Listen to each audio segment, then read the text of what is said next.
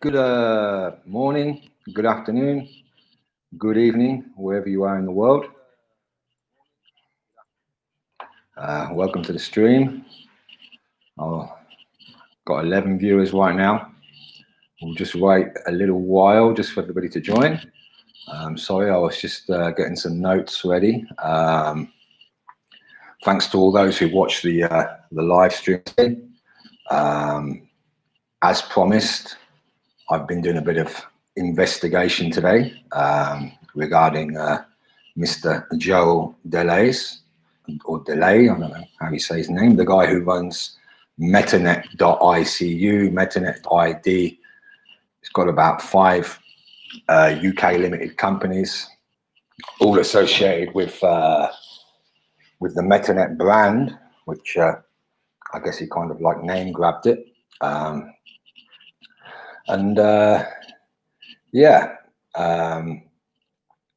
For those who are new to all of this, I'll just go to a basic overview of what happened. I happened to stumble across a public folder on a public web server with a directory listing, and clicking on that directory listing, I found a quantity of scanned passports, scanned IDs, and scanned driving licenses, high resolution, from people all over the world. And I posted on Twitch and Twitter saying, "Hey, look, this is bad, basically." So it's the GDPR rules, which require the correct and processing of such data. They call it a PPI, personal private information or something. Basically, hang on, I'll get to Greg Maxwell in a minute. I think he's a bit late. Hi, Derek. Yeah, basic PII, that's it, personally identifiable information. Sorry, I'm not a lawyer or anything. I'm not an expert on these matters. So yeah, now what Joel should have done is immediately concentrate on fixing the problem at hand, which was obviously number one, shut down that server, or at least get rid of those documents. To be fair, he did that in around 3 hours.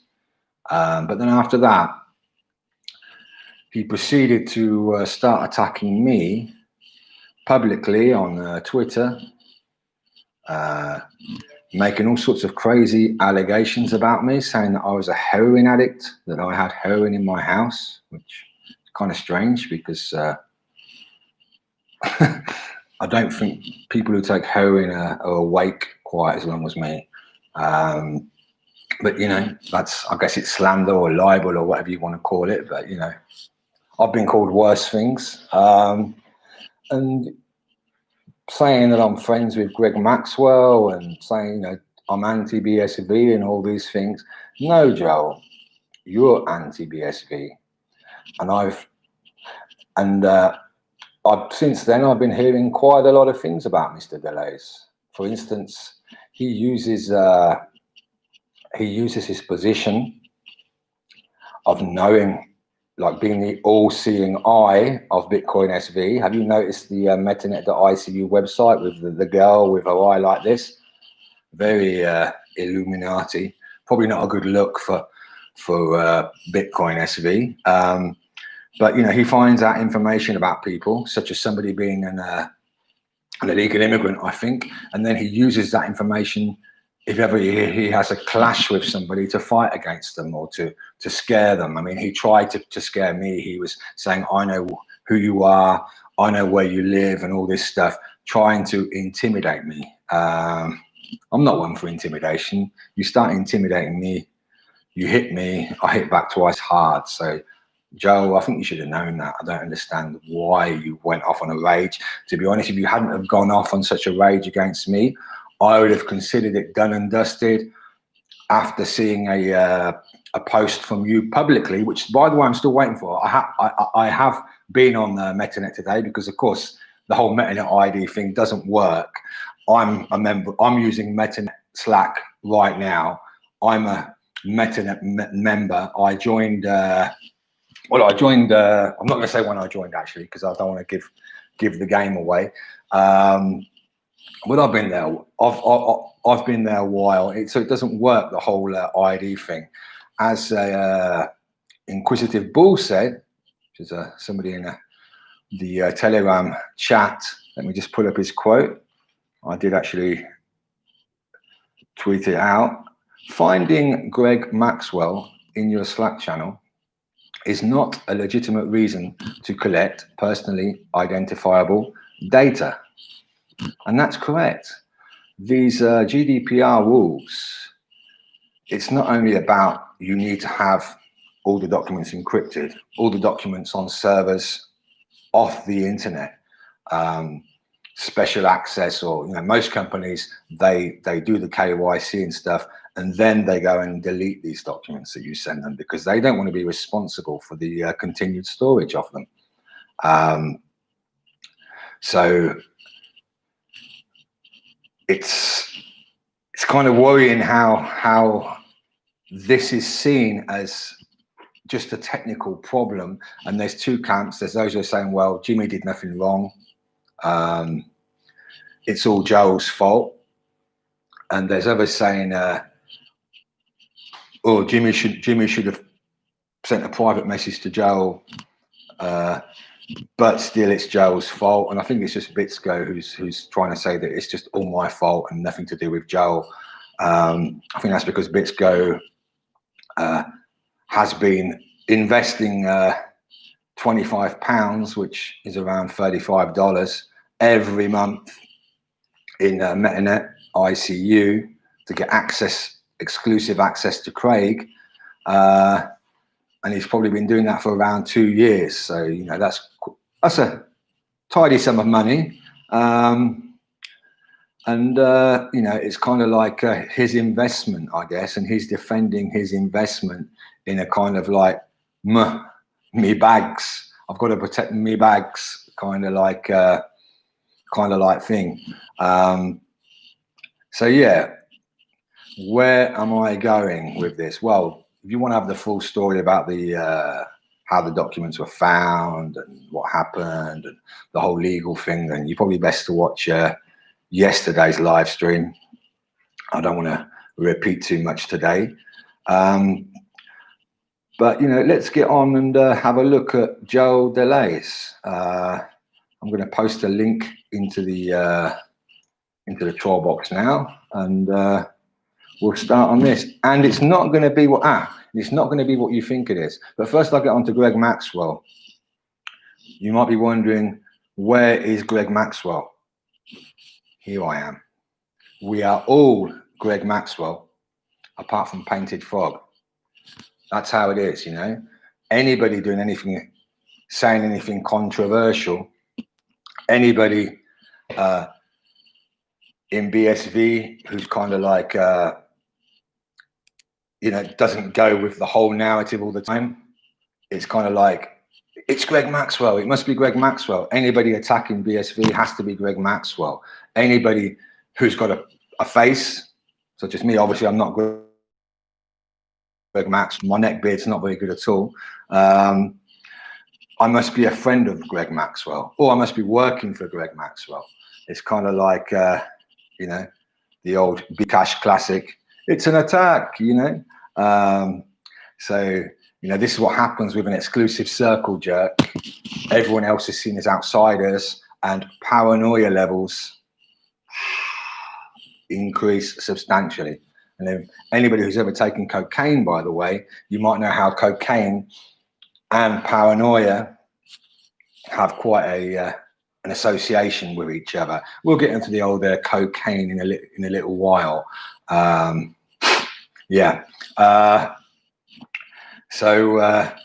me post this link in the chat box. Actually, we're getting onto the cocaine now. So everybody get ready. Here it is. Now, to some of you, this might not be a lot of news, but don't think, you might be thinking I'm about to attack Joel in a certain way now, but I'm not. Yeah, to be blunt, I couldn't care less what drugs people take. Yeah, cannabis, cocaine, heroin, ketamine, ecstasy, whatever. I couldn't give a toss if people buy and sell drugs on chain, on BSV. I think the drug war, the war on drugs, is a big waste of time. As long as kids are not involved and stuff like that, which they probably are with the illegal drug trade, it makes sense to legalize it and, you know, try at least to kind of get it like alcohol and cigarettes, where you need to be a certain age to buy it, buy drugs from legal places, you know. So if Joe DeLays has a history of drugs, then that's entirely up to him. I'm not going to judge him for, well, let's get on to what he did, but let's get on to what he did. There's absolutely no problem with, yeah, here we go. So let's have a look. This is Clear, the cannabis law reform. Now, that was a political party formed in, I think it's around, it got reformed, it formed and then it disbanded because the cannabis laws in the UK kind of like got less strict, but then they came back again and then it reformed in around, I think it's 2011 or something.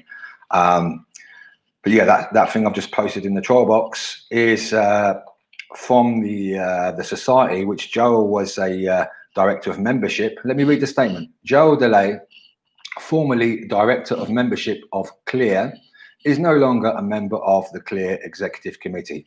His resignation is accepted with great regret. He is a victim of the most underhand and vicious behaviour by those who oppose Clear.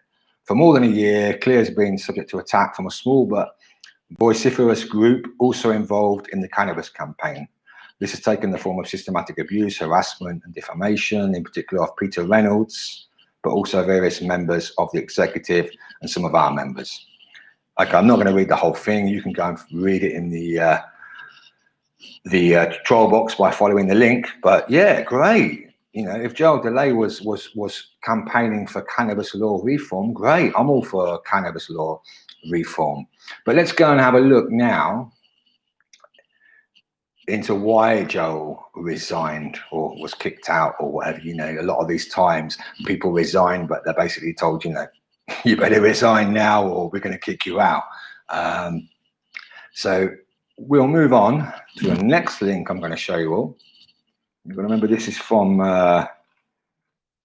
is it from, it's, well, we can see that by the date. It's from, I think it's 2013, March 2013. Let's go and have a look at this link.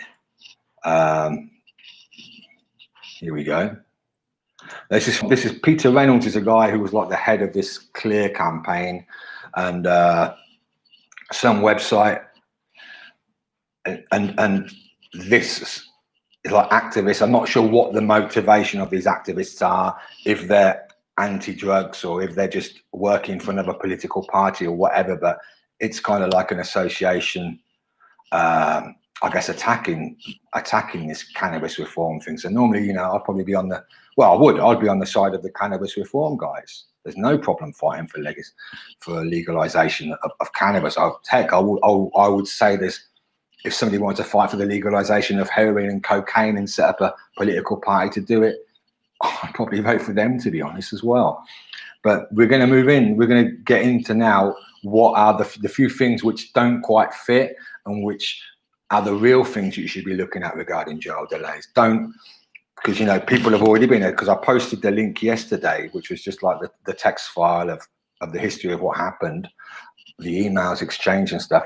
People thought, you know, oh, Jimmy's being dirty, attacking Joel for being a drug user or whatever, for being involved. Of course, you can't get a crypto story from the past without there being a link to Silk Road. But let's go through exactly what happened to try and you know, so you can try and understand where I'm coming from with this. So yeah, it's an attack piece by someone called James Collins. That could be me, I guess.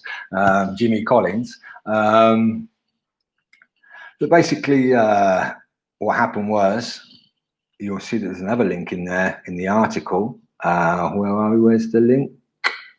You go down, you see there's all sorts of photos and pictures and stuff of this Peter Reynolds guy. And the Peter Reynolds guy admitted on Twitter that the email exchanges were true. That's why Joel had to resign. But basically, somebody, let me find the bloody link. Hang on a second, folks. It's there in the article, but I can't see it. Where is it? There we go. Sorry. This is the, you'll see, hang on. You'll see on the second paragraph. We chose not to jump the gun and post anything about this because, well, for obvious reasons. It leaves one flummoxed to think anyone could have lacked discretion so completely, but there it is. This is the increasingly notorious email exchange between Joel Delay of Clear and somebody who calls themselves Sarah. So this is the email exchange. If you go and look at company, you might be thinking, well, is this the same Joel Delay? You can go and look at Companies House, go and search for Metanet Limited, click on Joel's name, you'll see all the companies he's got registered, and you'll see that the address in the emails matches up to the address of one of his older companies in Plymouth in the UK. So let me go and post this paste bin, which has been, you know, it's been there for quite a few years now. And let's go and have a look at the paste bin. So what's happened is somebody obviously trying to take down this Clear campaign. So somebody against the idea to legalize marijuana, I'm guessing, called Sarah, which probably didn't exist, from Tor Mail. So it's also done over Tor, sent a mail offering to saying they're an early minor. So could this be the person who signed the anti-Craig message the other day, saying they were an early minor and they wanted to donate to the cause? So Joe was like, oh yeah, great. See now, posting his address, saying this is his personal address if you want to donate, blah, blah, blah, blah, blah. So that's his reply to her, saying, you know, I want to donate, you guys are great, I'm all for cannabis law reform. And then the second mail from her, you know, she sent a message, he replied, and then she sends another message basically saying, I know you guys are into cannabis and all that, as am I, but I got 2 ounces of lovely 80% Bolivian marching powder. That means cocaine, folks. The other day from SR, Silk Road. Do any of you use it to help you work? If you do, I could send an anonymous donation that way too. Certainly enough for a good evening. You've got to remember, folks, this is a setup. Yeah, there's no cocaine. There probably isn't even any Bitcoin to donate. But Joel replies, basically saying, yeah, some Bolivian marching powder and it's 80%. Damn nice. Don't think I've ever tried such quality. I don't know, how do you judge the quality of cocaine? I think 97%, 98% is the highest purity, but I'm guessing what most people take is probably 25%. I don't know. I was going to get some a few months back via Silk Road, but never got round to it, says Joel. I think it's fair to say that the team would be extremely grateful, though that one would probably be best sent to me than our official address. You've got to remember, these emails he's sending from his Clear, Joel-Delays at clear-uk.org. He's sending it from his official political party address. This is not from his Gmail yet. This is from the official address. Now, he's must be wary of customs, though, if it's sent internationally. I know the UK, they're a bit more annoying, shall we say. My address is, and he puts his address, which is in Keam, Plymouth. So he actually sent, you know, this is the second email, folks. You know, she sent an email to him saying that she wants to donate. He replied with the donation info, and then she sent an email saying, I also want to send you guys 2 ounces of cocaine. And he replies with his address saying, yeah, send it to us. And then she comes back saying that she sent it I package, well, no, she's going to send it, I package well and discreetly and can get it in the post on Monday. And he replies to her, unfortunately, they don't fully understand the encryption and what stealth delivery involves. They're wary of it, as people tend to be who've never used or even been to Silk Road. I'll make sure to get it to them if you wish. An anonymous donation from someone who wishes us success in our fight, he says. And then she carries on. And you can see this exchange here on the paste bin. You've got to remember that all the email headers are there. It's fully verified. And of course, he had to resign because, you know, this was provable that these exchanges happened with this setup. So yeah, it was all a setup from somebody. I'm not really sure what the interests were, to set up, probably to set up the political party rather than Joel himself. So where am I going here? Is it bad what Joel's done? If somebody sent a message to me saying, hey, this is to me personally, my personal address, hey, saying, you know, I wouldn't do it now because I'll probably get doxxed to hell. But if somebody sent a message to me saying, hey, do you want me to send you, I don't know, I'd probably prefer cannabis. I guess that's a bit smelly in the post. Send you some cocaine, Jimmy? Yeah, send me some cocaine. No problem. But this is the issue. Joel, yesterday, there's quite a few issues here. Number one, Joel yesterday, rather than do the responsible thing, he went all over my Twitter feed, calling me a heroin addict, saying that I had heroin in my house and all this stuff. I tried to, you know, make fun of it yesterday with my opening scene, but you know, that's projection, folks. I'm not the one with a heroin addict or anything like that. I don't know where the hell he got that idea from, or I don't understand at all. Maybe he could have called me a cocaine addict. It would have made more sense, thinking, you know, I do have quite a lot of energy sometimes. But, you know, this is really projection because he's the one with the cocaine problem. As the article itself states, if you go back to this article on Peter Reynolds' watch, there's a really great quote here. Where is it? I should have got this a bit more organized. It's near the bottom. Of course, I should be screen saving this and stuff. Where are we?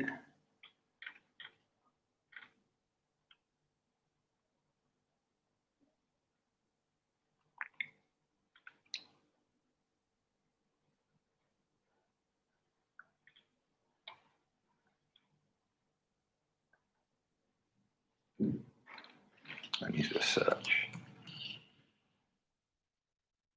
Okay, this is the quote, which is quite funny.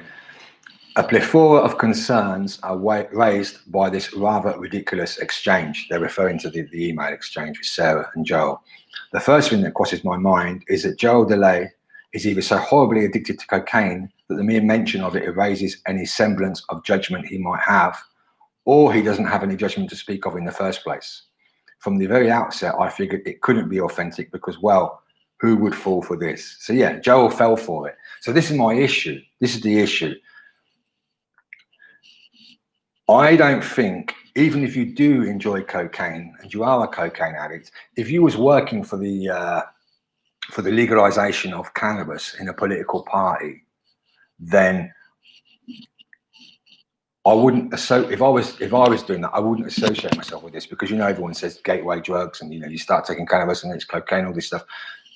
You want to legalize cannabis. That's your political party's goal. But here you are involving cocaine and getting stung in a setup. So that's a very bad judgment on Joel's part. And now also looking at this history, we've got the whole Silk Road thing. We've got Joel taking cocaine and all this stuff. What are Craig's opinions about Silk Road, about cocaine, about drugs and all this stuff? You know, Joel is running the Metanet ICU. Don't confuse it with the Metanet, which is a Bitcoin concept. But basically, even though not, some people will admit it. Yeah, I'm only there. I'm only paying my £25 a month to see what Craig says. I don't think there's anybody really there for anything else. They might say it's a circle of devs, it's a troll-free space, and all this stuff. But I think that's mostly bullshit.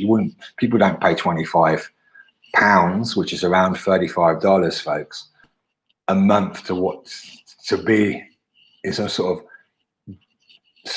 developer club thing where there's not there's not really much happening. It's mostly Craig, and most of the attention is on Craig. So Joel's basically making money off the back of Craig. I'm sure Craig is complicit in this, of course. Craig could go anywhere else or not be online or not have a presence online. He's decided to set up his castle, if you like, with Joel on the Metanet. So does Craig know all this history? I mean, maybe Joel is reformed. I don't know, but that's the thing. The drugs, maybe Joel hasn't taken cocaine for 5 years. Maybe he hasn't. Maybe he took it today or yesterday. It's not my business. It doesn't matter. I'm quite happy for Joel to take cocaine, but it just shows in this instance, for instance, working for the Cannabis Reform Society, that's a clear, terrible lack of judgment, allowing yourself to be set up so easily like that. That is the issue I have. And also, Joel, again, is it all projection? What's going on? Speaking about Silk Road and Silk Road being bad and all this stuff, and we all know what Craig's opinion of Silk Road is. But you know, there's a history of it. It's like, you know, don't break the law, don't take drugs, and there he is wanting to get some cocaine sent to him and saying about he wanted to buy cocaine and stuff. But we all change, you know. That was like 7 years ago. But clearly, there's a pattern here. Because, oh, where's that PDF? There's another, what Joel actually did before he got made to resign, shall we say. He made a PDF with a load of ranting and raving in it and a load of ludicrous things. And that kind of like shows that, you know, yesterday he was going all over Twitter attacking me just because I made him look incompetent, basically. It kind of shows that some things never change, you know. Like his reaction to this, to being set up in this email exchange, his reaction was bad, which is why, because he reacted that way. I mean, maybe they could have got away with denying it at first, but because of the way he reacted and because of the way they reacted, it's obvious that it is true. These email exchanges are true. That's why he was let go. I mean, otherwise I'd have defended him. So it clearly shows there's something lacking there. Very like anger management, maybe. So, you know, some things never change. So he's attacking me, calling me a heroin addict and all this stuff when, you know, do I look like a heroin addict? I don't think so. I think I'm a bit too fat to be a heroin addict. But, you know, it's all projection. It's all attacking, and it's all doing things without thinking, which is the same thing that happened yesterday, you know. Like I said, if he'd have just, maybe he could have sent me a message saying, "You're a wanker, Jimmy," or "fuck you," or something, and then carried on. I wouldn't have taken much offense or anything to it. But what he did, trying to intimidate me, trying to attack me, trying to, you know, saying crazy things like I'm a heroin addict, you know, that kind of riled me up a little bit, you know, just the fact that, you know, he was trying to intimidate me more than anything. That's the thing, intimidation, saying he knows where I live, he knows, you know, not in, you know, as in my house, you know, where my house is or whatever. That's the thing that really made me think, you know, because I've not been a fan of Joel, to be honest. I was never a fan of Joel. It was Captain Bitcoin who's tried to say to me, "No, Joel's a good guy. You should go and join the Metanet ICU." And I was, you know, it's all there publicly. I was saying for months, I don't want to join it. It's a circle jerk and all this stuff. I'd rather be out in public spreading knowledge about Bitcoin SV, because I mean, you guys might think I'm here now ranting and raving maybe. but I've got a lot of technical knowledge regarding Bitcoin. It's a shame that the channel BSV got shut down. There's loads and loads and loads of videos of me answering people's questions, explaining concepts, technical concepts, high-level concepts in a way that perhaps normal people would be able to understand. So yeah, I joined the Metanet. I was there for like 2 months and then I left because I thought, I'm not spending £25 a month on this. And yeah, to me, it just appeared to be a circle jerk.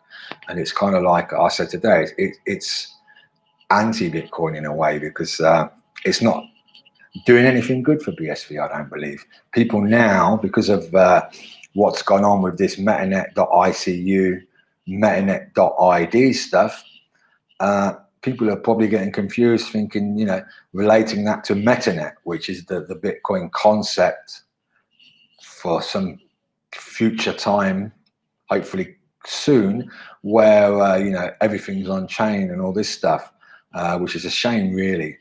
But, you know, I don't think that we should have, because this is the thing, even if Joel was following the GDPR rules completely, I mean, by that, he himself had taken training in data protection, or had employed a data protection officer, I think they're called. If he had only ever had those files on that server for a few seconds or a few minutes in transit, by that I mean when they were uploaded by the user, and then they, here I am, Tog. I'm Greg Maxwell. We're all Greg Maxwell apart from Painted Frog. You know, if they were in transit, and then from that public server, they should get deleted automatically and sent through some secure channel to a non-internet connected server, or you know, well, not one that's acting as a web server. Do you know what I mean? You could send it to a server in your office, or in your basement, or your bedroom, or whatever. And the files, of course, should be encrypted as well. And all these things, and ideally you go and look at the files, confirm the person's well, the ID is valid. I'm not sure, I still don't know how Joel can associate people with IDs anyway, but confirm the ID is valid and then delete it ideally. Even if Joel was doing all of that, he shouldn't be, I don't think there's any valid reason for him to be accepting these passports and these driving licenses. Because the whole premise of it is that it's to stop, basically it's to stop Greg Maxwell or any other troll from getting into the Slack chat and disturbing things, I guess. But that is not a valid legal reason. You need to have a valid legal reason to take all this IDs and stuff. And also, should such a person with such a short temper, somebody who's clearly has the capacity to lose control, shall we say, should they be responsible for people's identities and documents and stuff? Because as I said, there's a history of Joel. I'm not sure if there's a certain person in the troll box right now who told me something. I'm not sure if he wants to type in the troll box, or if he wants me to speak about it a little bit. Give me your word, and I will do. If not, I won't do, because I respect your privacy on that. But should Joel really be in this position anyway to have all this information? Because clearly he has a history of using such information. You know, maybe he knows where you live, or he thinks he knows where you live, or he has your full name, or whatever, and he uses, or he knows that you're an illegal immigrant, and he uses that stuff to threaten you and attack you. That is totally wrong, and that surely is totally illegal. That you know, you can do that, because I mean, unless it's law enforcement asking you, where does this user live, or who is this user, you can't go and use information that users have trusted you with to go and threaten those users and attack them, even if they are ex-members of the Metanet circle jerk, you know, especially because that's probably, you know, what happens. People join people get banned or fall out. And I'm sure there's a lot of cases. I mean, people, if you've got some documented cases or stories and stuff regarding this, please get in touch. I'm getting more information every day. But yeah, you can't have somebody doing that. And this is the thing, it's totally centralized, isn't it? If Joel's the all-seeing eye, having everybody's documents, being able to threaten dissenters by saying, look, you know, leave quietly, or, you know, I'm going to tell them something about you, or I'm going to tell them where you live or whatever. I mean, this seems to be what's going on. So I'd like to ask Mr. Craig Wright, Mr. Satoshi Nakamoto, who always speaks about lawfully and legally, who wants to make Bitcoin, as in Bitcoin SV, BSV, lawful and legal. What the hell is he doing associating himself with Metanet.icu and Metanet.id, where if you go and look at the web page of Metanet.id, there's no link at the bottom to the terms and conditions, which normally from a usability point of view there should be. But if you go and look at the landing page there, you'll see that there's a link somewhere in the middle saying, you know, click this for the terms and conditions, and you click that, and then I'll actually do it now. Actually, hold on.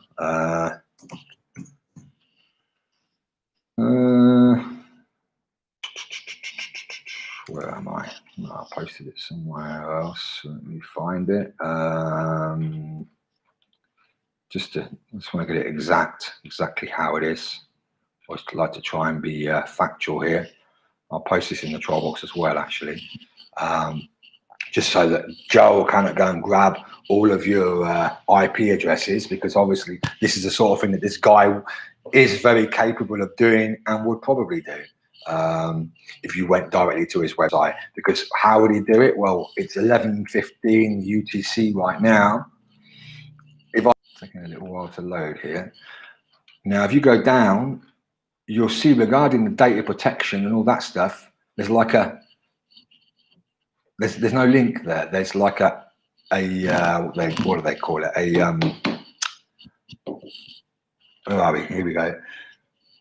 Like a holding, like a to-do, you know. Here we go. Privacy policy. Before you continue using our website, we advise you to read our privacy policy. Square brackets, link to privacy policy. There's no privacy policy there regarding our user data collection. It will help you better understand our practices. Now, legally, he has to have a full privacy policy. He has to have policies about how people can request what data he holds on them, how people can request that he deletes their data, how, you know, all these sorts of things, because he's taking scans of passports, IDs, driving licenses. So this is totally illegal. It's not like you can start doing that stuff and say, hey, we're a startup, we're a beta website, we're not fully running yet, so, you know, we're going to do this stuff later. No, all this stuff, whether it's legal stuff, policies and terms and conditions and all this stuff, has to be set in stone, if you like, has to be there before you even accept the first ever scan of a passport. Yeah, the technology solution, the training of staff or the training of yourself, if you're doing it all by yourself, has to be there before you accept the first passport or, you know, the first driving license. So this is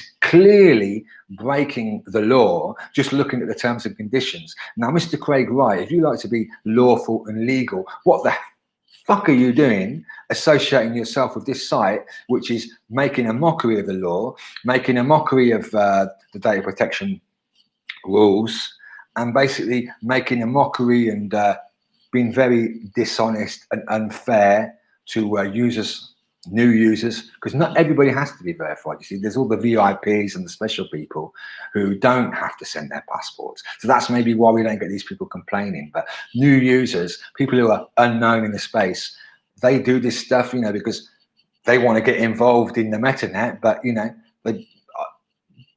but there's no legal recourse for them. There's no legal protections. Yeah, so it's terrible. It is absolutely terrible. It's one of the, you know, one of the worst.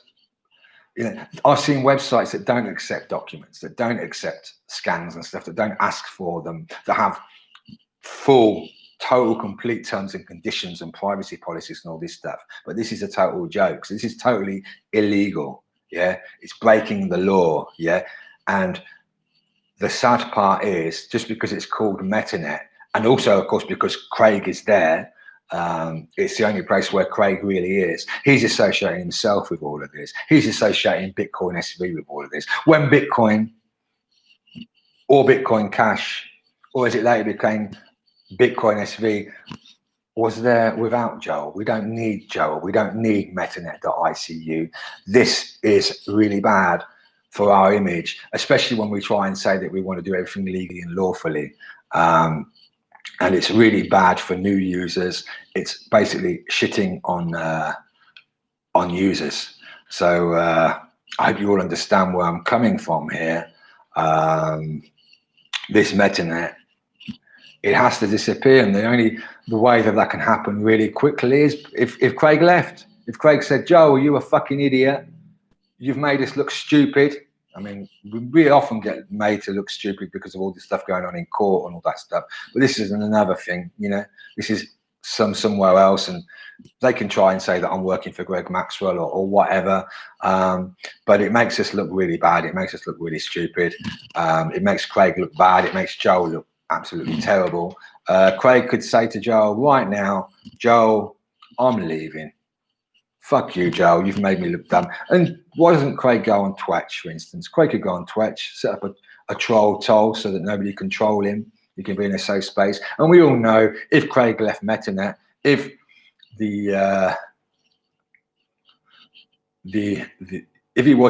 if Craig wasn't there on Metanet, I think this will be the last month of subscriptions. I mean, I'm guessing it must be subscription time now, or round about now. Is it the 10th of the month?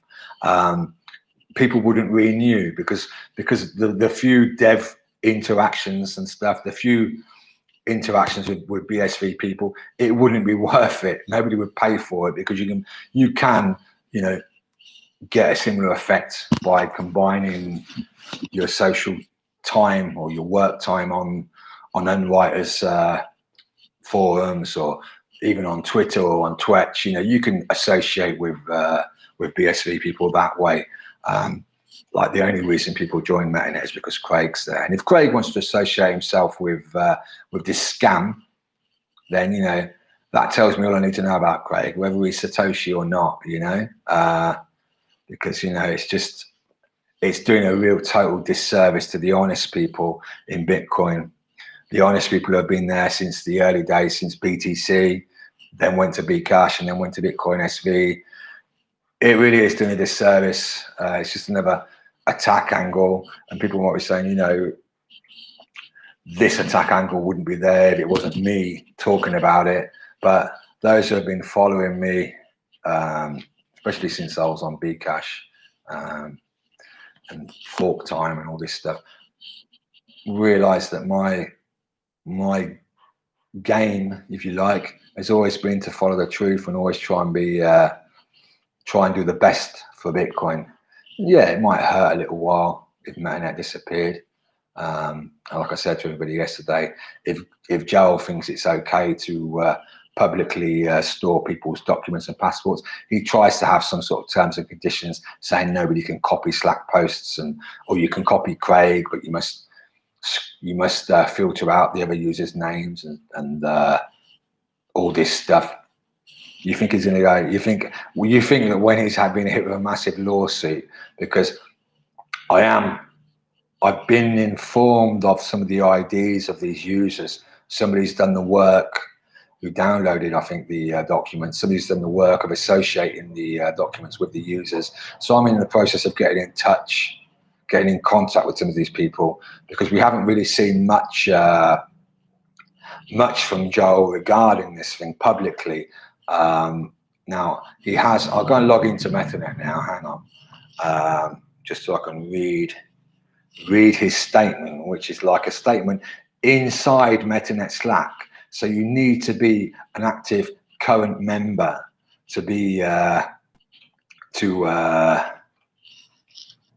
you need to be an active current member to get this information. And it's like he doesn't want people to know about this, obviously. which goes against the GDPR, because everyone is supposed to know about it publicly. You're supposed to make a public statement. This should be, when you go to metanet.icu, especially say somebody who wants to join up, there should be a message, latest news, apology from Metanet or something like that, you know, publicly. That's what the law demands, because it's not only your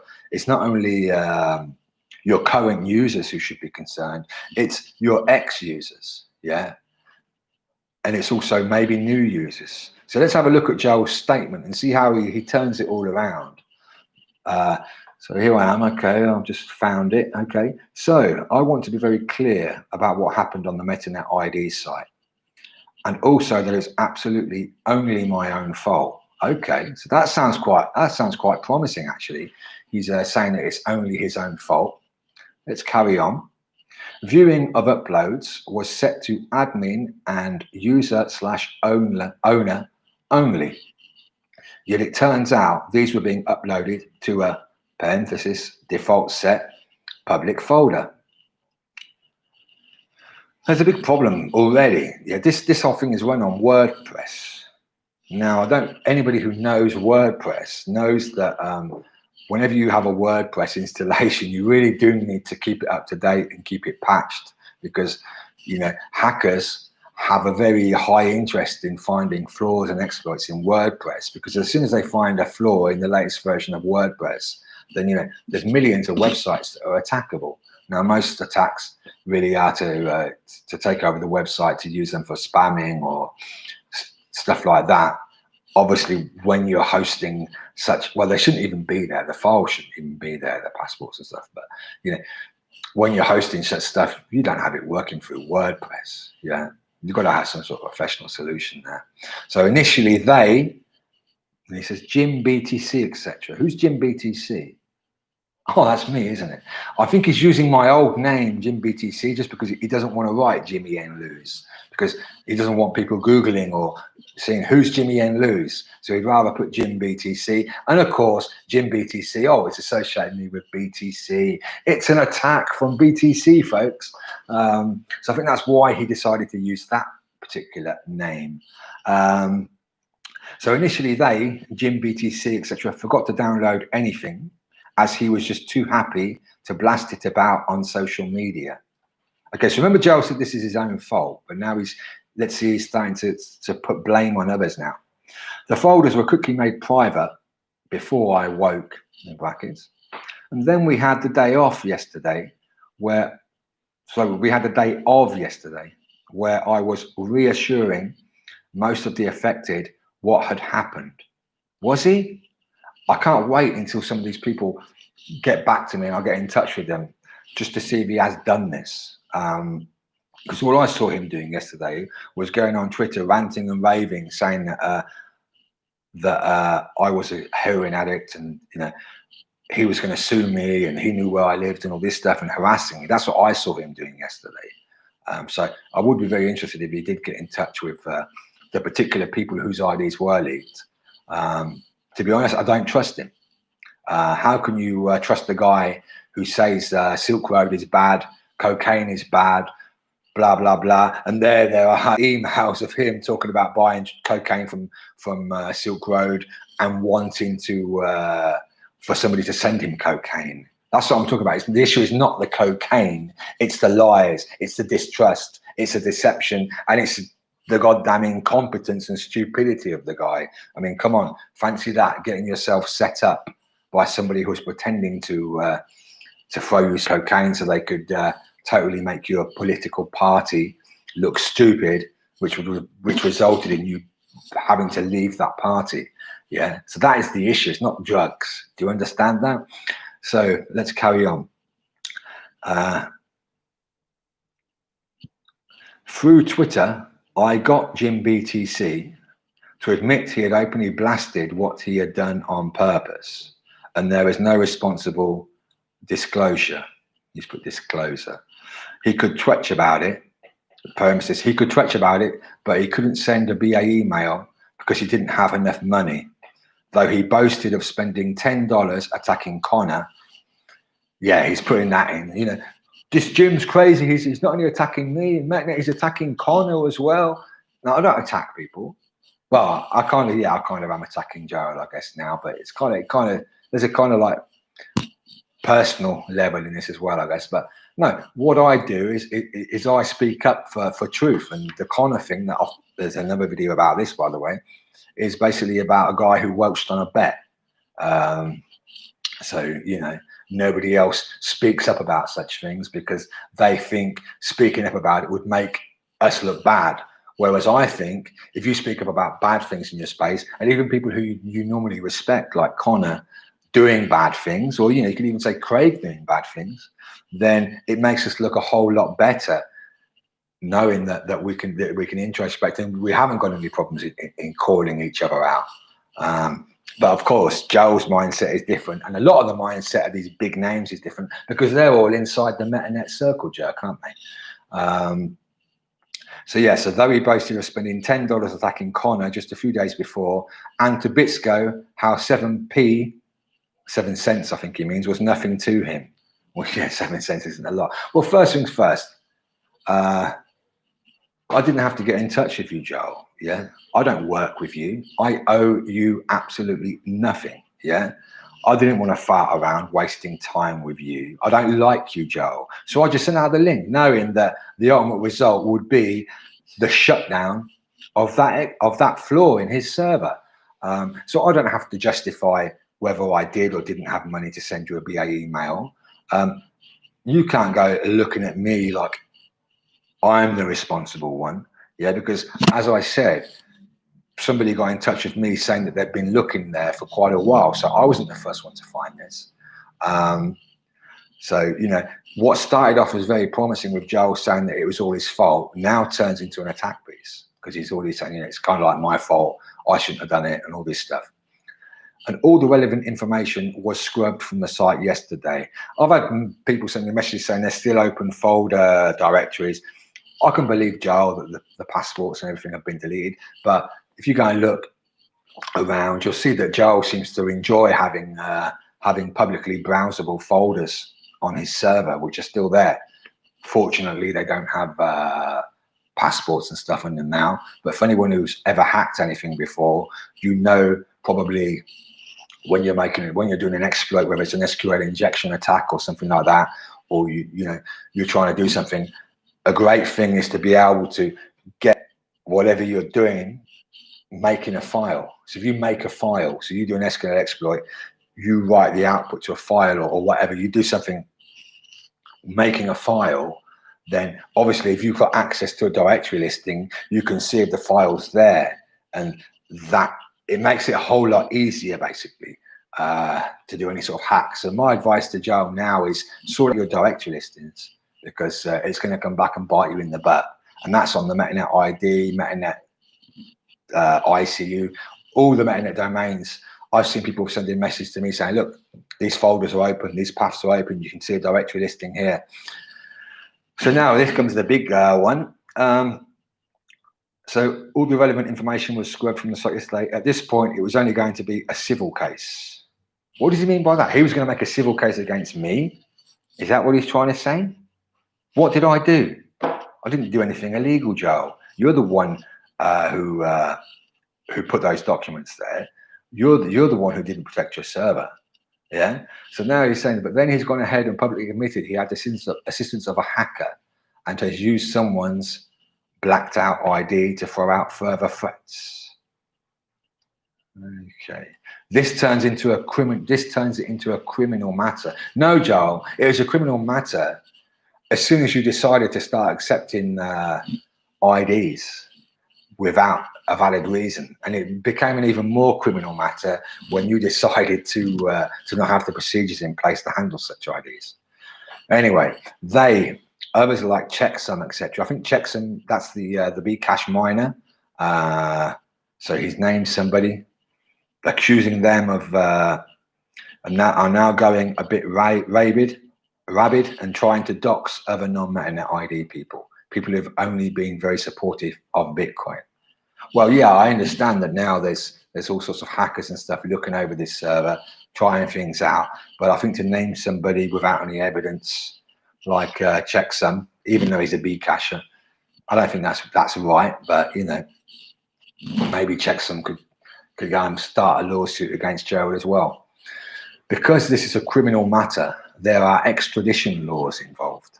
He could have actually stayed hiding in Argentina, apparently where Joel thinks I am, for the most part as a civil matter. Not so much anymore. I do absolutely have to carry out the criminal investigation now.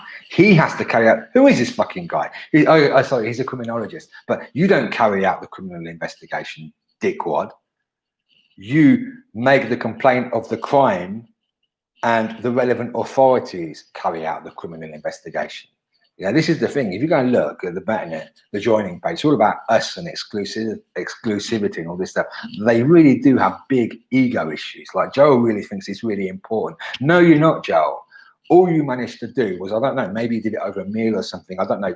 You were probably in the right place at the right time, was get talking to Craig. You've realized, quite smart, I guess, that, oh, Metanet, that's probably going to be a really big word in the future. I'm going to go and register Metanet.icu and I'm going to use the Metanet brand because it's not trademarked or anything.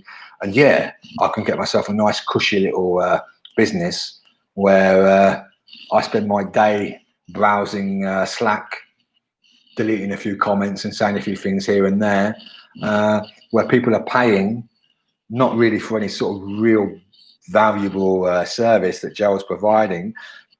Joel basically is making money off the back of Craig. Only people Joel makes money is because Craig's there. So, you know, so I do absolutely have to carry out the criminal investigation now to protect those affected, and so that further people, brackets, simply support Bitcoin, bracket. Oh, those poor Bitcoin people, you're protecting them, Joel, are you? You are not protecting them. You have done an absolutely shite job of protecting these poor Bitcoin people. So anyway, to protect those affected, and so that further people who simply support Bitcoin are also protected against these rabid people. Okay, I'm a rabid person. When they realize they can't get away with this psychotic behavior. Okay, Joel. So it wasn't psychotic, you going on a massive rant on Twitter and all this stuff yesterday. As a note, it was only around 8 people potentially affected. Well, what do you mean potentially affected? I mean, people were either, oh, you mean like the outcome is that somebody has their ID stolen and actually used. That is, you're affected. Whereas you're not affected if your ID is public and people download it, but nobody does anything bad with it, then you're not affected. No, everybody was affected, Joel, yeah?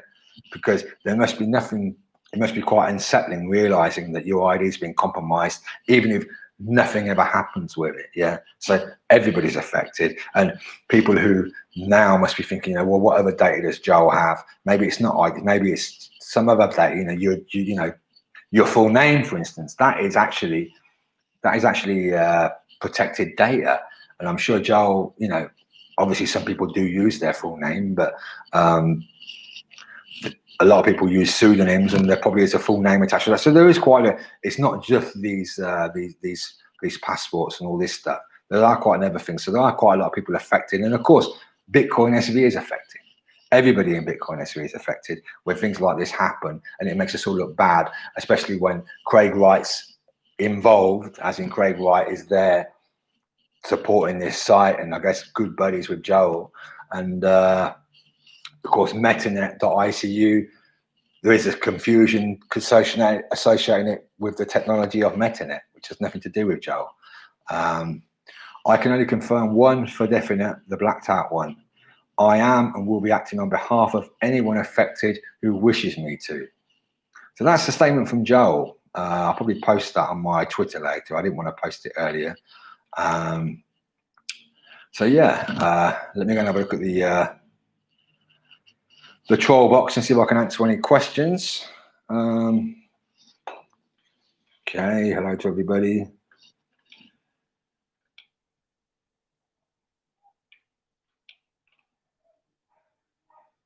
Okay, Shadow Band is making some sort of association. It's all Illuminati with Hudson from the Gravity and CSW operating out of the Square Mile, probably members of the Metropolitan Grand Lodge. Okay, maybe, who knows? I'm sure if they are the members of the Metropolitan Grand Lodge, the Metropolitan Grand Lodge won't be so stupid as to have any documents they might have sent them to get that membership publicly available for everybody. I'm sure the Metropolitan Grand Lodge of Masons take a lot more serious the protection of their user data than Metanet does. Outsiders are rejected and attacked. Yeah, that's what Derek Moore's saying. Yeah, this is why I don't think it's healthy, this Metanet thing. Larry Crypto, what's the problem with fighting for legalization? Absolutely no problem fighting with legalization of drugs. As you've seen, as I've just mentioned, it's the whole things that can make you, that form quite strong opinions about Joel's character. It's history. This is not the first time he's gone absolutely batshit crazy. This is not the first time he's done something totally stupid. This is not the first time he's taken responsibility for his actions, you know. Nothing to do with the actual drug thing, apart from the fact that there's the whole Craig. It's quite strange that this guy is there with Craig, who's totally anti-drugs, anti-Silk Road and all this stuff. Carrying on. Larry Crypto, I have tried cocaine before, who cares? Yeah, I've tried cocaine before. Who does care about people who have tried cocaine or people who take cocaine? People do what they want to do. That's not the issue.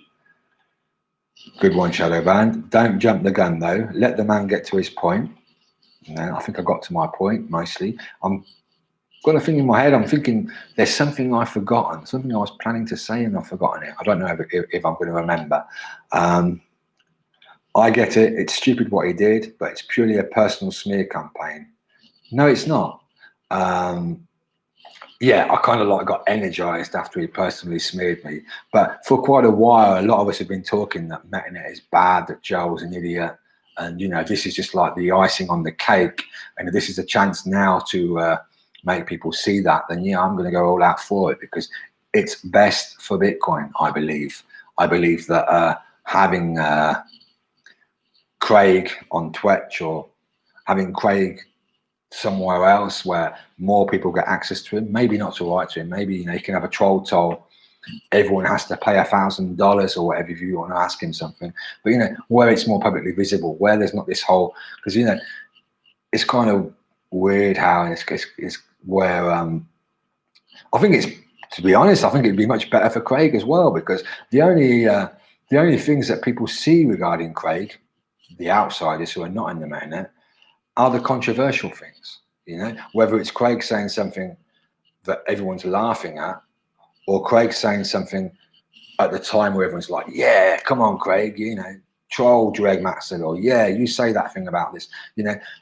A lot of the stuff that Craig was talking about Metanet was interesting stuff, and it never ever gets posted anywhere else, because these Twitter people, by that I mean the screenshotters who take a screenshot of Slack and post it on Twitter or whatever, you know, they only go after the really controversial stuff on either side, you know. Obviously, Greg Maxwell is still within Metanet, and he's still taking screenshots of the bad things Craig says, and they still get out. So there's no protection that's happening with all this ID stuff, and of course all the good things that Craig says. But, you know, the actual normal Craig is kind of hidden from most people because they don't see the normal Craig, which is a shame. If Craig was on some sort of platform, public platform, you know, you could imagine Twitch, where he has a troll toll, where if you want to, or, you know, maybe he doesn't, you know, because, well, the troll toll anyway, you can only set it up against certain people. So, you know, people could ask him questions, and he could do what most people do to questions they don't want to answer. He could ignore them. If somebody's really offensive with him, yeah, put a troll toll on that person. But I think it would be much better for Craig and much better for us if he was a bit more approachable, or certainly if what he wrote was, all of what he wrote was public. I mean, because you've got to remember, Satoshi Nakamoto, all of his early writings are there. They're historic. His stuff that he's written is historic. But, yeah, so imagine if when Satoshi Nakamoto came on the scene in 2009, if all the stuff that he was doing was in some sort of private private chat. You know, if Bitcoin, you know, you can go now and you can go and Google stuff and you'll find links to Bitcoin Talk. Okay, if you want to post, you need to join Bitcoin Talk. But if you want to read Bitcoin Talk, all the stuff from Satoshi's there. The same with the Usenet posts. It's all historic information. It's all, it should be preserved. Now, if we can't trust in Joel to be able to do a basic task, such as make sure that people cannot browse upload folders, how the hell can we rely on Joel to preserve all of Craig's stuff, to preserve all of Craig's writings? If, you know, on Slack, he'd probably lose them because he's fucking incompetent, which would be a real shame for history. You know, so Craig, what would be better than having Craig's stuff on Twitch, on the blockchain? That's never going to be lost, is it? So no, it's not a personal smear campaign. This is me trying to clean up the space, trying to put us on a better track, because I think where we're going is very bad, and I think, you know, I don't think it makes us look good. I think it's not very inviting for new users, and I think that we'd have a hell of a lot more users if Metanet wasn't there, this circle jerk. And it's the only person that really benefits is Joel financially. And if you're on the internet in 2020 and you cannot handle blocking people and stuff like that, then that's your problem. And people say, oh, I like being in the Metanet ICU because I don't have time and I'm a developer and it's a safe space and I'm not going to get trolled. Cut the shit. You're only there because you want to be able to read everything that Craig says and maybe say something once in a while to him, even though you probably are scared to post to Craig because you realise that you know, there's some sort of limit that's not there, where you could probably get in trouble if you started messaging Craig all the time, say, hey, you're trolling or something. You get banned maybe. Or yeah, to get into an argument with Craig. I did it once. I got into an argument with Craig. I actually won the argument regarding what Epstein was doing. I said it was sex trafficking. He said it wasn't sex trafficking. But if you look at the law, if a person's under 18 years of age, it's defined as sex trafficking. Even if that person comes to your house and gives you a massage. If it was an adult, that wouldn't be sex trafficking, but because it's a child, it is defined as sex trafficking. But most people would be scared of getting involved in an argument or with Craig because, you know, what would happen? You get banned maybe from the Metanet. You'd get warned maybe first. Maybe then you find yourself in another argument or, you know, whatever. You know how it is. You get warned. You start to get a bit pissed off with a place. And, you know, you behave really well or it goes the other way.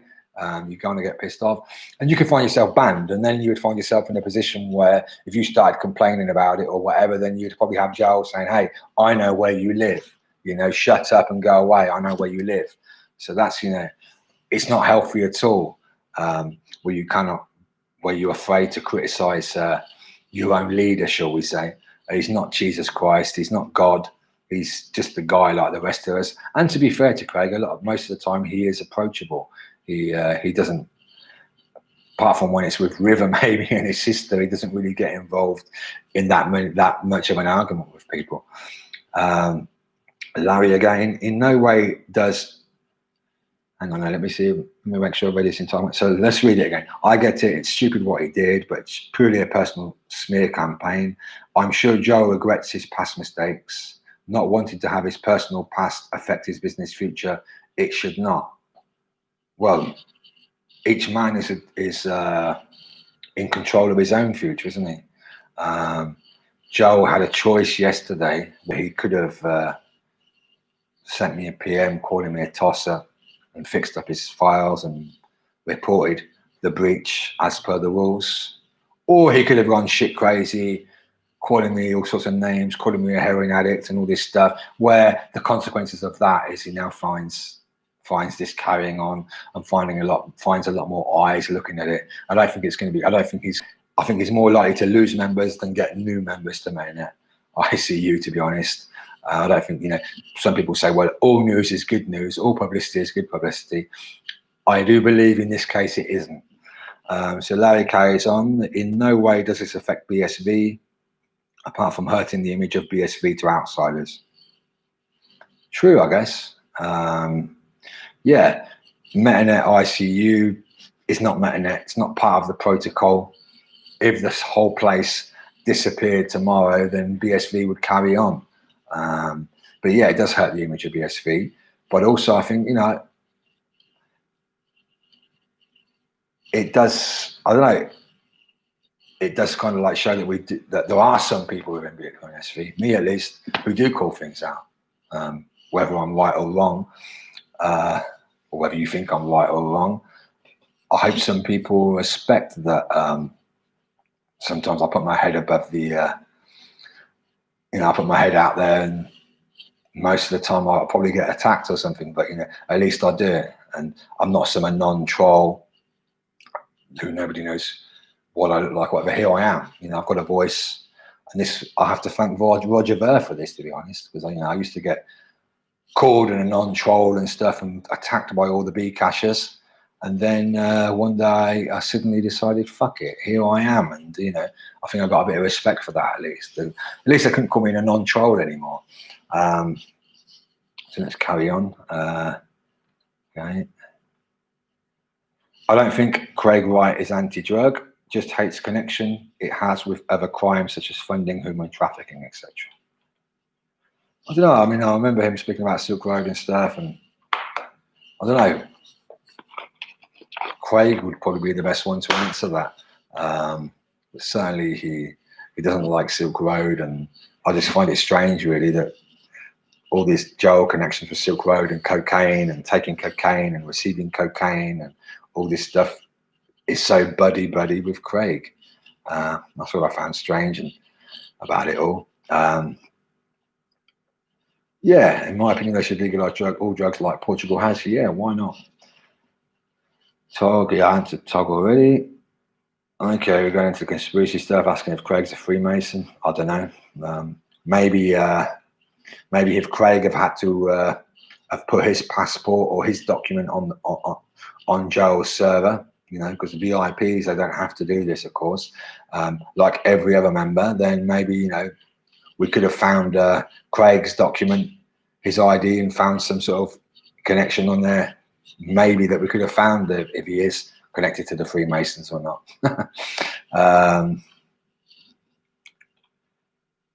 Metanet requires ID for sign up. Yeah, it does, unless you're an important person, unless you're a known person. Now, this is where it gets confusing, because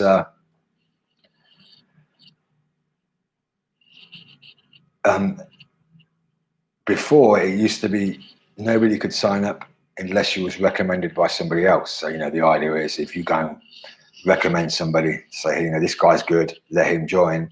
If that guy goes and misbehaves, it's kind of like on you.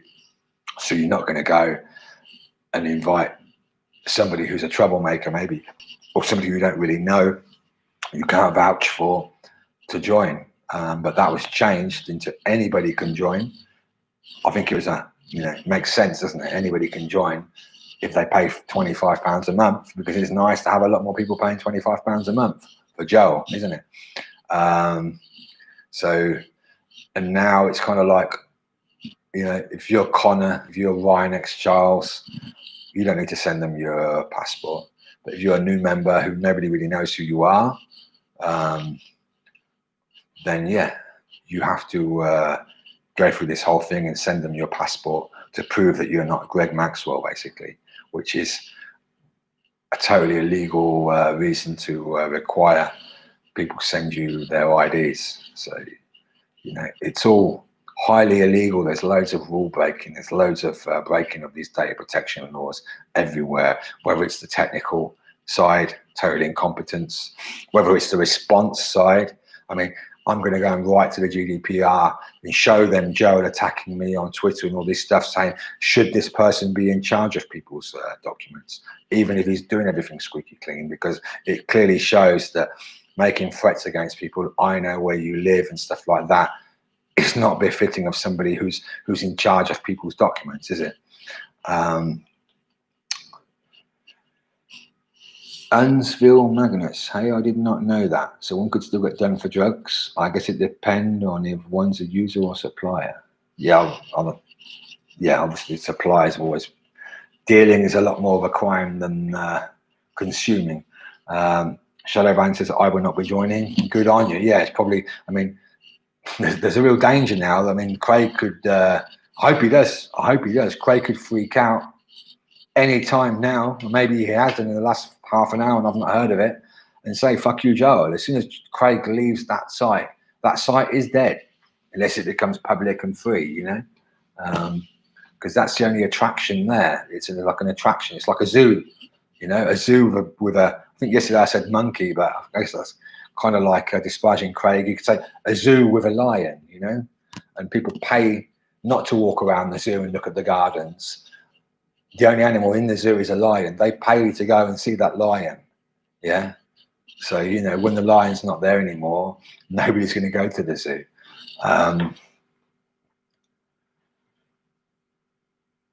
Using your identity against you, that's the issue. Exactly. Using your identity, it's an old trust thing. Using your identity against you, yeah. That's it. And talk about drugs. Oh, Jingles is here. Hey, Elliot. Okay, checksum. This is the guy who was accused by Joel in that message of hacking or being involved in hacking or doxing people. He's come here to make his defense. So welcome, checksum, even though you're a fucking B-casher. Welcome and thank you for being here. And let me read what checksum says. As far as my involvement, and that's the only time I'll comment on it, I hold no ID. I was not aware of that breach, in quotes, because remember, it's not really a breach, is it? There was no hack, there was no attack. So yeah, I was not aware of that breach before it was already closed down and have no intention of doxing anyone. So maybe there's a good case for a lawsuit there, checksum. If he's saying those things about you. I mean, come on, BSV is full of lawsuits. You know, one more is just going to be a bit more entertaining, isn't it? Okay, no one. Jimmy, why didn't you just do a private disclosure? Also, why post that gal's ID even if some info is redacted? Yeah, okay.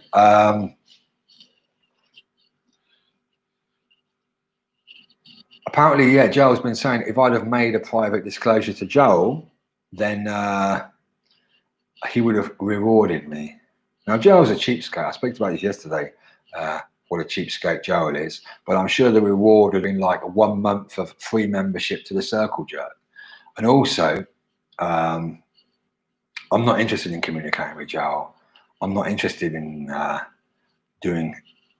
having any contact with Joel. So, you know, why, all I was interested in was getting that, huge flaw in his site fixed. And I managed to achieve that within the space of 3 hours, and I didn't have to spend any BSV to do it. I could have sent Joel a BA email, but I think we all would know what would have happened. He would have fixed it. He might have even said thank you to me, who knows? But he wouldn't have sent. I'm still not. I think now he might do, because he might realise that a few people are taking notice now. He might actually go and report what's happened to the authorities. You know, if he wants to go and try and turn it into some criminal thing against me, fine, Joel, do that. Or some civil thing against me, fine, Joel, do that. But, you know, to do that, he needs to report to the authorities. And I'm sure he wouldn't have reported to the authorities. I'm not even sure now if he will report to the authorities, to be honest, like he's supposed to. Maybe he's trying to call my bluff. Maybe he thinks that I won't report to the authorities what he's done, but I will do. But I'm going to give him 72 hours to do it. So yeah, what would have happened, and I am sure of it, is I do a private disclosure to Joel, and he tries to get me to take part in hiding all of this in a cover-up, when legally if this sort of thing happens, you can't cover it up. You have to report it. So say he did that, and I said, come on, Joel, it's been a month now since I told you this. When are you going to report to the members? When are you going to tell the members what happened? And then it would be a game of deny, wouldn't it? No, nothing happened. Jimmy's on cocaine, or Jimmy's on heroin, talking crap.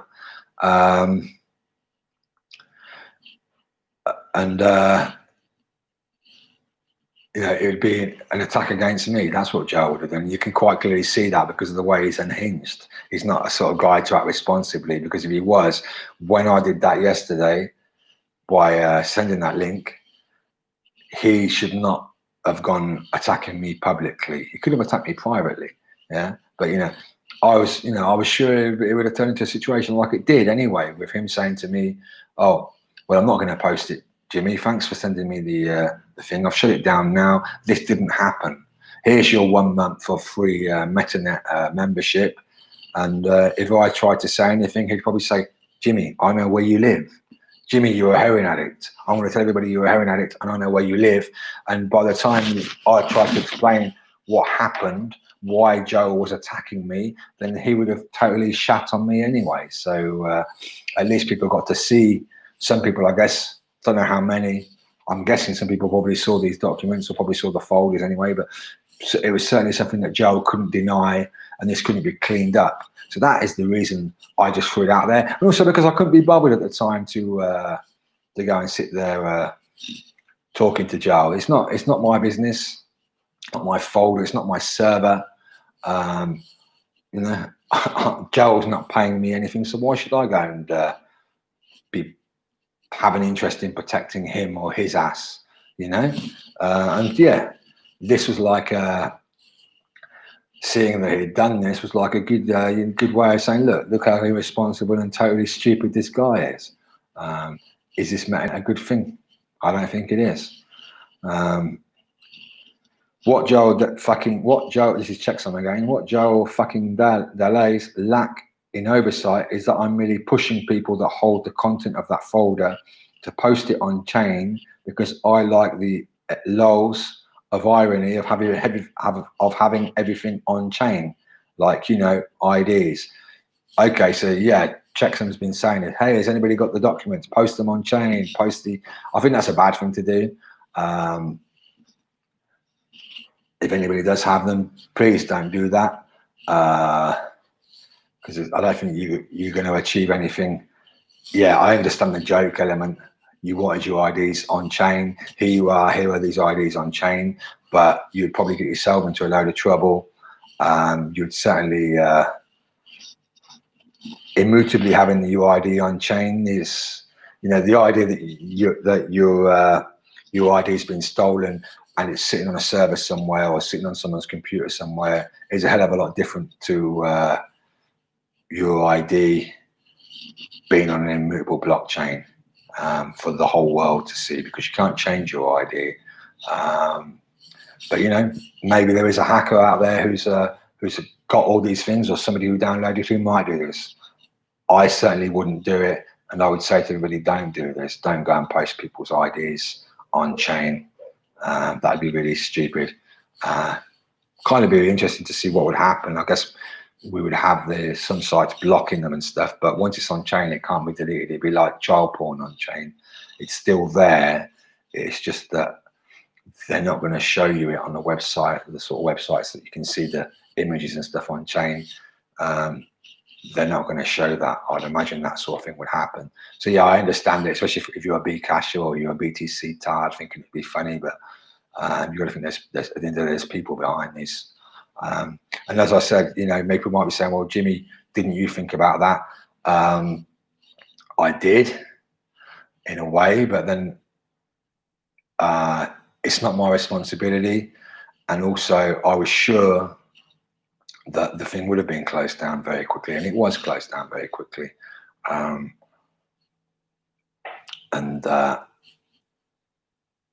There's a various few things I could have done. I was thinking, you know, would this have been a good thing to do?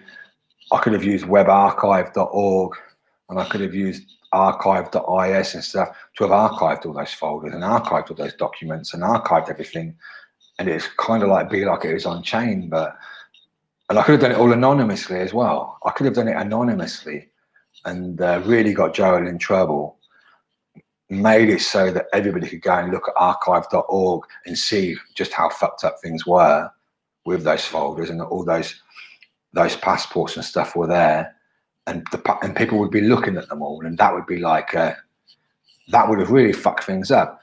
And did I do it for people? Oh, well, Jimmy, you've done it for fame or fame. Come on, this is a tiny little community. I'm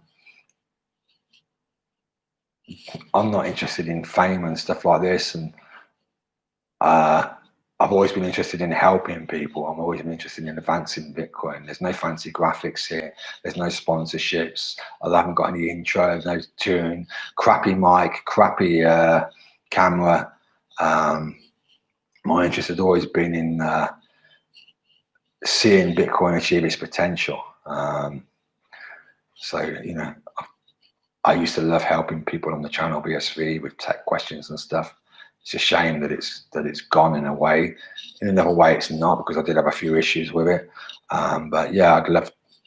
Maybe I should do a stream.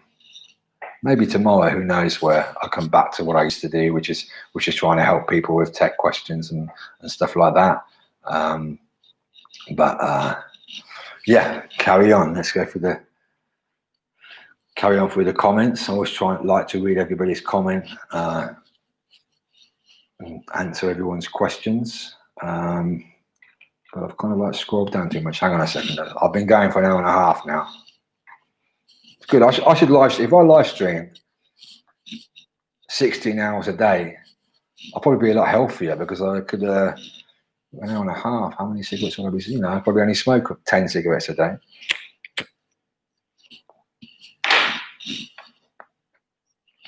It's certainly hard to smoke while you're talking. Okay, so where are we? Sherry, hi Sherry. Bcash Sherry. Never thought I'd see her in my Trollbucks. I don't buy the because of Greg Maxwell narrative. Oh, well, that actually means that yeah, it's not. That's kind of like a joke. It's not just to stop Greg Maxwell getting in, because, as I said, there isn't really any protection, because you can go and use an ID. Do you think the people who bad actors can't go and Google and find an example, or go on the darknet or something and find an example of an ID and say, this is me? It's not like, you know, well, thankfully he didn't do this, but Joe, you know, if he really wanted to ensure that people were who they say they are, you know, you've probably done it on an exchange yourself. You've got you scan your passport, then you have to scan a utility bill, then you have to stand there like a dick with a sign saying, you know, hello Joe, here I am, holding your passport in this hand and holding your utility bill in that hand, and somehow taking a photo with your elbow and standing there. But even all that can be doctored, I'm sure, if people really want to take the time to do it. So yeah, it's to stop Greg Maxwell. They say it's to stop trolls and stuff. But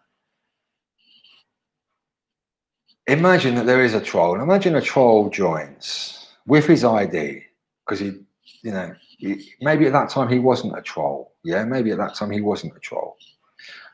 So he joins the mainnet, and then he becomes a troll at some point in the future, and he gets banned or whatever.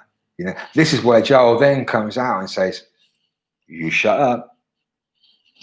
Stop trolling now. Stop trolling on Twitter about your ban, which you say was unfair, or on Twitch or whatever. Otherwise, I know where you live." This is the Joel reaction. This is what we've seen publicly on Twitter against me. So, you know, he would do this against anybody else. So, you know, it certainly stifles free speech, doesn't it? It's kind of like, it's why people are scared of government cameras and stuff, cell phone tracking, the government knowing who you are and who you associate with, or who identifying you by your face at a protest. It's the same sort of thing. People are scared of that stuff. And Joel, in a way, even though it's not real life in a way, but in the BSV society, if you want to call it that, or the BSV community or the crypto community, Joel's kind of like got a big brother position there, hasn't he? Especially Joel, if he's the guy, and go back to this all-seeing eye girl on his webpage. You've seen that girl. She's a pretty girl, but she looks very evil there. It kind of looks very dark. Does Joel want to be the all-seeing eye at the top of the pyramid, knowing everything about every single BSV member?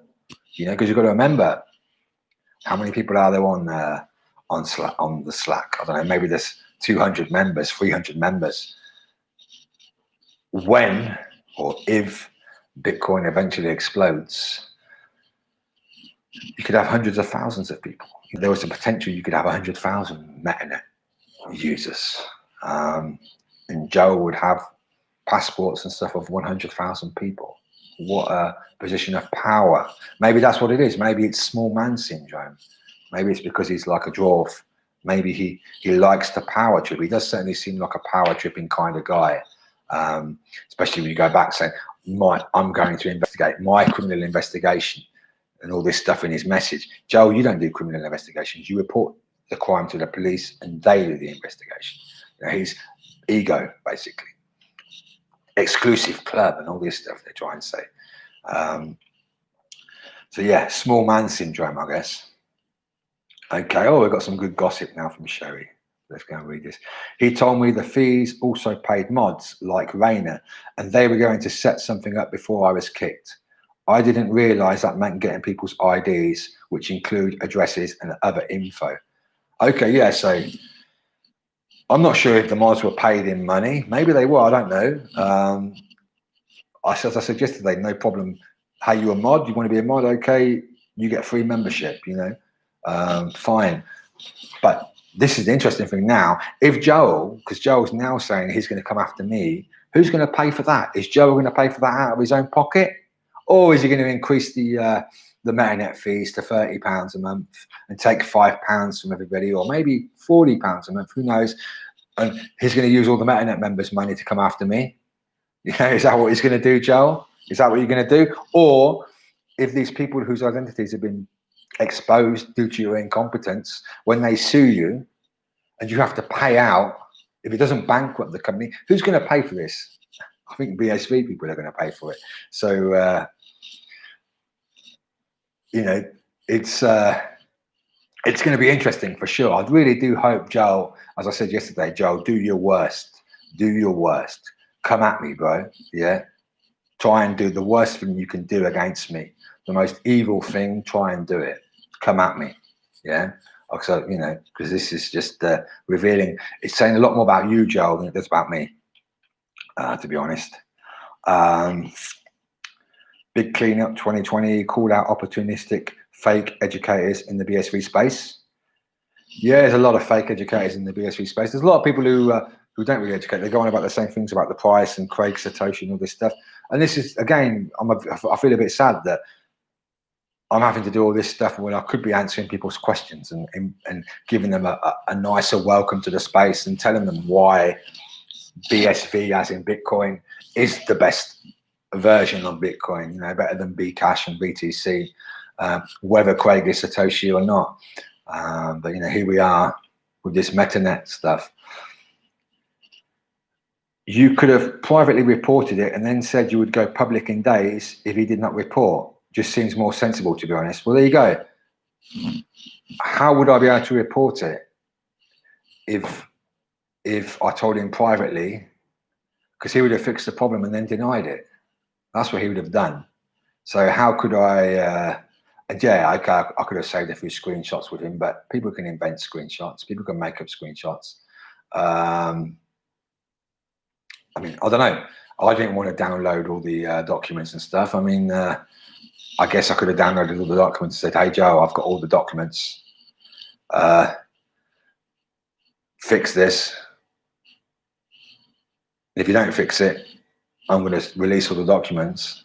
But then I'd be committing a crime. And it almost, as well, it would seem like extortion and blackmail. Joel accused me on Twitter yesterday of blackmailing him because I said, Joel, you've got 24 hours to report this.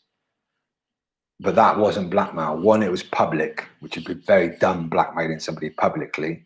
And two, there was no benefit for me. It is basically, you probably could say it's a threat, maybe, I don't know, but it certainly wasn't blackmail. It was a threat, yeah, because I would have done it. But then I realized, hang on, the GDPR says you've got 72 hours. So I'm going to give the guy 72 hours, to be fair. But really, the GDPR says you're supposed to notify your users as soon as possible. So, you know, he still hasn't done it correctly. That should be there should be a statement publicly available to everybody about what's happened. And really, he shouldn't be sitting there, even if he's sure it's the truth, or even if he's sure what he says about me or what he says about checksum is true, he shouldn't be doing that, because that could be leading to more problems, and people aren't interested in who did it and why. People are interested in what's happened, how did it happen. Not, that could have been we were hacked or we fucked up, and in this case they fucked up, incompetence, and what is going to happen to ensure this doesn't happen in the future. Yeah, what procedures are going to be put in place. That's what people are interested in. And also, of course, those who have submitted their IDs, am I one of the affected users as well? So that's what should have happened.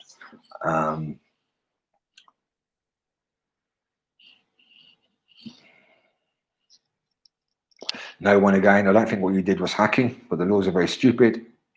Sometimes you can get hacking charged just for going to a publicly accessible website. Hope you don't get any shit though. Yeah, I heard about that. Somebody on AT&T website was changing stuff in the URLs, and that was apparently hacking. Well, fair enough. If I'm happy to go and speak to law enforcement. If it's law enforcement from another country, then I'd expect them to pay for my flights and stuff. But yeah, I'll be happy to go out and speak to anybody who requires it, because I don't feel I've done anything wrong. If I have done anything legally wrong, then live by the sword, die by the sword, I guess. But I don't feel I've done anything wrong. I think Joel is in a lot of trouble for what he's done. Why can't a security issue be public? Why must incompetence be covered up? Yeah, exactly. And it wasn't like, yeah, that's it. You think how many flaws and stuff must be covered up, which in many cases it doesn't matter that it gets covered up. But this is like, it's it just shows the total incompetence of Joel, and if it shows the it would have been covered up. That's it. It would have been covered up, and anything that afterwards that I did, nobody would have really followed what happened. What are you talking about, Jimmy? Where's the evidence? What Joel says it's bullshit what you're saying, and that would have been it. And he wouldn't have learned anything. I think he's learned something. That's for sure.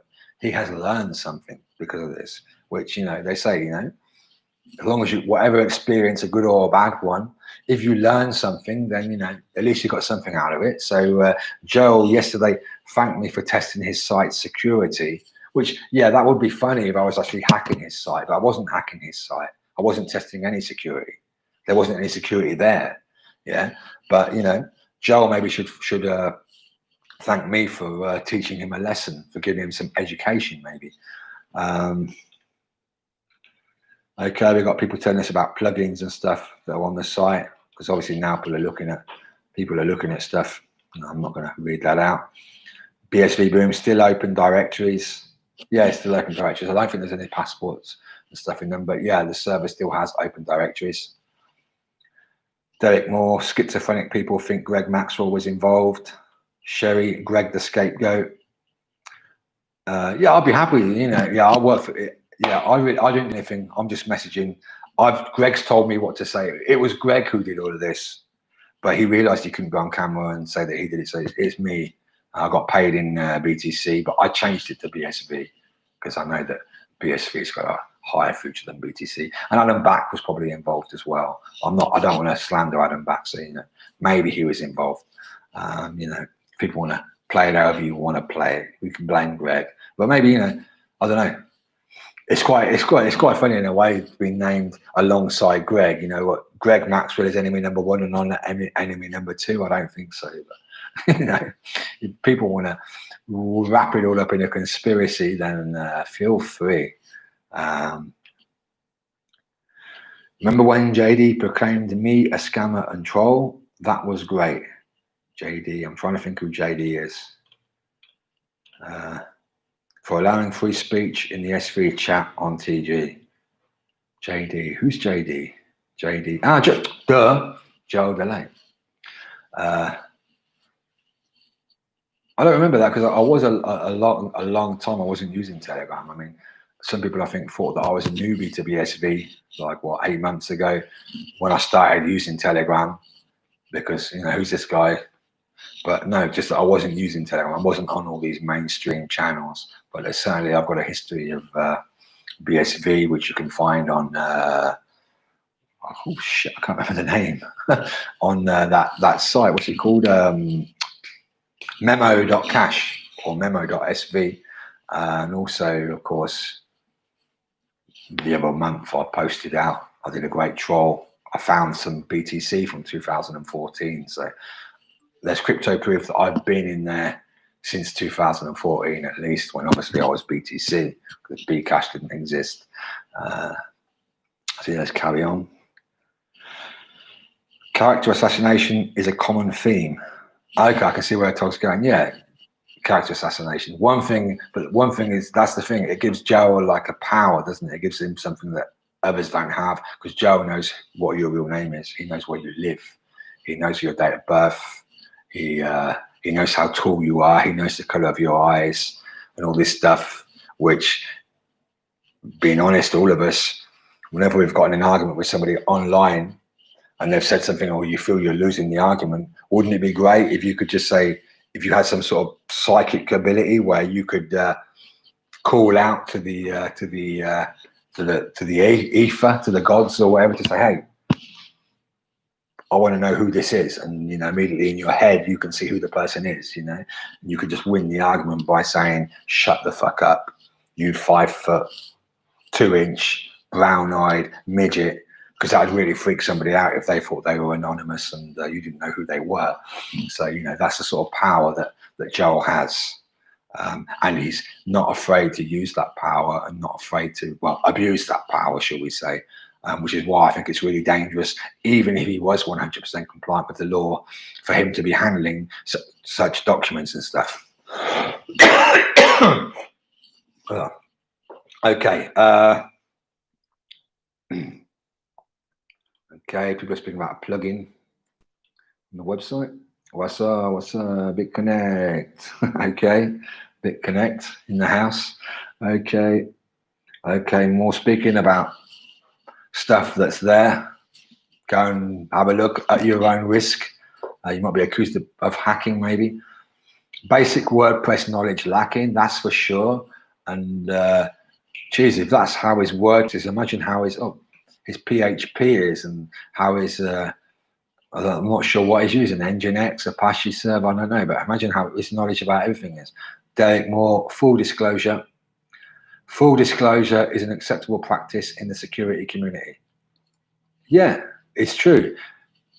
It's you know, you don't have to as long as your intent is not criminal, i.e.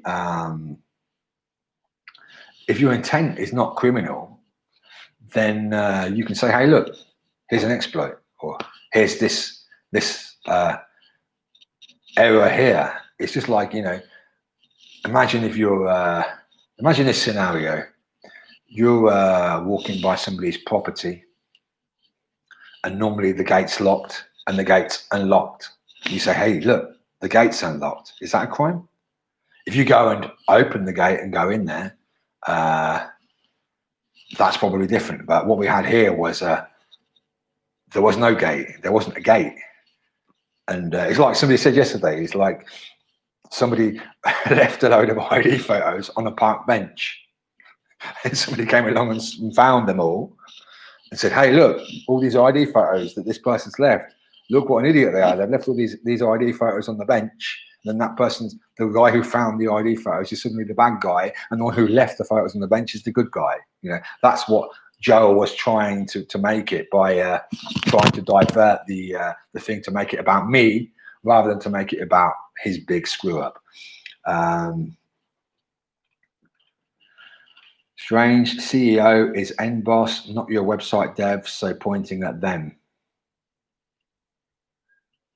Bitcoin SV doesn't have a community and does not need it. Sadly, BSV has groupies.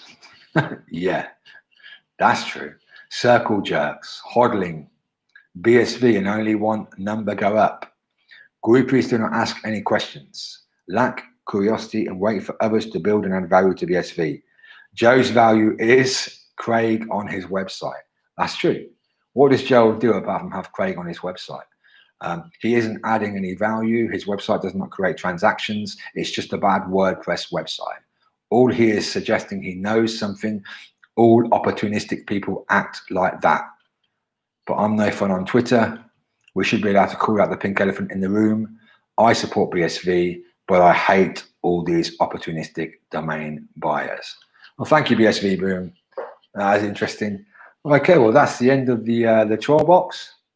No more comments. If anyone has a question now live, fire it out there in the troll box. Otherwise, I'm going to smoke a cigarette and then close down this stream. So go ahead. And Joel B, if you're around, please ask a question or insult me or whatever. I'm going to have a look on Telegram, see what people are saying there.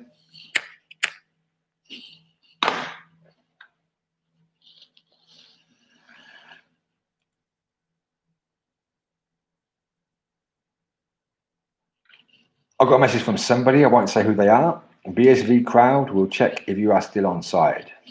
If you show weakness, they will go for the regular. Just be safe. I know you agree with BSV, but there are some really nasty folk in there. Maybe. There's nasty folk everywhere, but there's good folk as well. I think there's more good folk than nasty folk, so I don't care. You know, if this was some sort of boxing club, I'd probably be a bit more scared, you know, than having the shit kicked out of me by a load of boxers, but these are just crypto nerds at the end of the day, so, you know. I saw a message which was funny. I'm trying to find where it is. I saw it on up here. It's like a...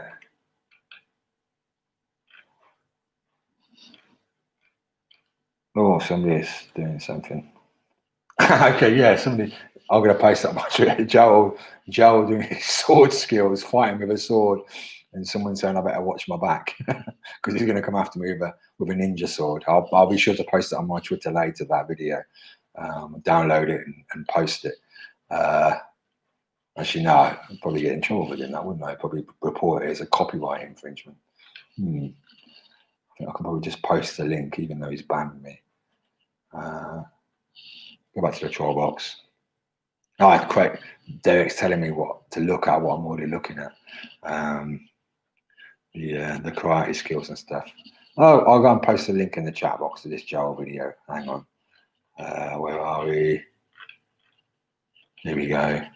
This is for those who are not banned by Joel, of course.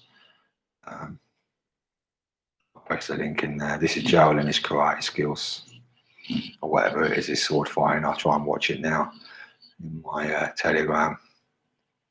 Come on. It always takes a long time to load a video in Telegram.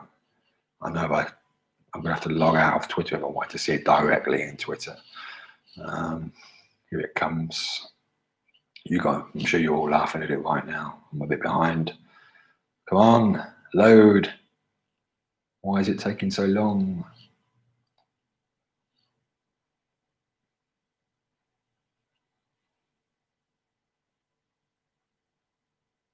Oh, did I post it then? Yeah, I did. Come on, video, bloody load. Just closed everything down that I don't need. I think I've gone through everything tonight. I'm sure as soon as I close this stream, I'm going to think, damn, I was going to say that, but I forgot about it. But you know, I can always make a third stream.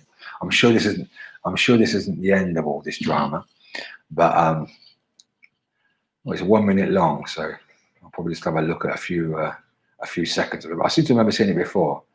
You see the shadow of Joel. For now, with the sword. Oh, I can see a foot. He's moving across.